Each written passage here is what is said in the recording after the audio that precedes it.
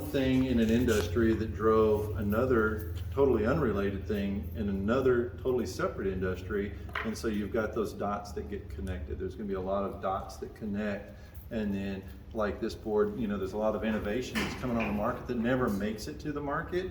I'll pass this around in a second. This is one of the most exciting things that's coming into the market and is actually viable right now. This is called Hemp Wood. This is made out in Kentucky. Murray, Kentucky. And so just do a search for Hemp Wood, you'll find it. And then when you fell a tree and then you mill it, there's the round corners. Well, they're making a square tree, and then this is the whole plant that gets just put in a large compaction system, and then they've got a soy-based binder that's patented to them.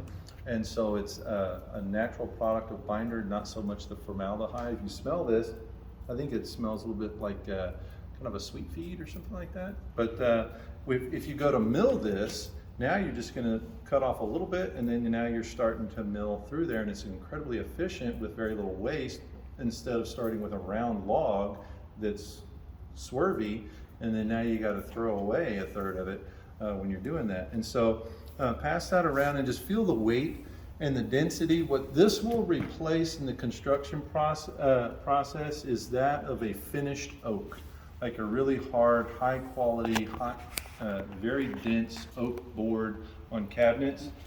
This is what it looks like if you were going to have it on a cabinet face. And this can take a lot of, this is a rough finished version. It takes a lot of different stains and colors, and it's absolutely beautiful.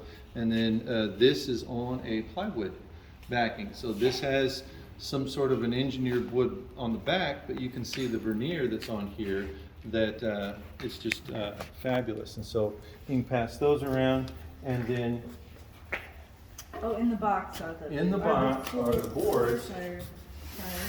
And so this is what a board will look like. I don't like normal samples, and so I bought some bigger samples. So if you're in the woodworking, either hobby or trade, this is a fantastic thing. I've heard it eats saw blades. So this is like working with mesquite or something really hard, really dense wood. But if you turn it on the edge, the marbled side versus the grain side, what they call it, is absolutely beautiful as well. And so you've got a few options. This is of the quality to where you can actually turn this. It does not come apart. You can make a ballpoint pen blank out of this. And so this is a nice thing to work with, and I'll leave this out to go around as well. That's all hemp? Yeah, this is the whole hemp stalk. So you can see this comes from the bamboo technology, where the bamboo flooring was made, and the gentleman has his background in that part of the industry in his career path. And then this is something that is one of the most viable products coming into the market mainstream, with mainstream potential. Yeah, he's selling it out of various California flooring companies. And this is a long sample of the wood. Now this is a tongue and groove thing, but yeah, the story that came out of California where they're in the BMW showroom. Yeah. And all that. And is he in the dashes of the BMW cars? I don't know, but he's got multiple flooring companies in California that are selling it. And he's also talking about doing a 2x4 type structure. Everyone is asking him, can you do a 2x4? And he's like, why would I make, this is like a hardwood, this is oak. Why would I make a pine out of this technology when I could sell it as an oak? But so many people are asking him to do a structural beam internal.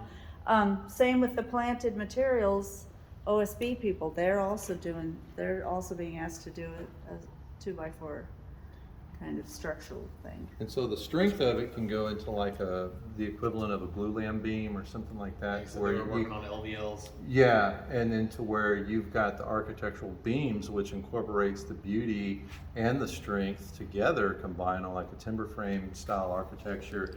And then that's where you'll spend that money on that beautiful beam that crosses the whole living area and things like that.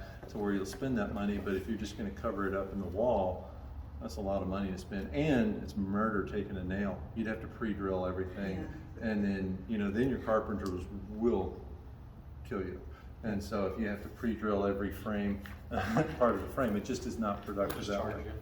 So are these stainable? Can you stain them? Yeah, look at to- that. Yeah, this stains, and you'll look at some of the flooring samples that you've got. There's some in that box too. And then, so this is where if you call up Greg and get the sample box, this is the marbled side. And so you can see all the different, if you put a stain on there, a nice sanded finish, that is a piece of art just as a board. Now, whatever you make it into is just function from there. And so you see where the grain side is on the edge and the marbled side. So you just flip that square log a different direction as you're making your cross.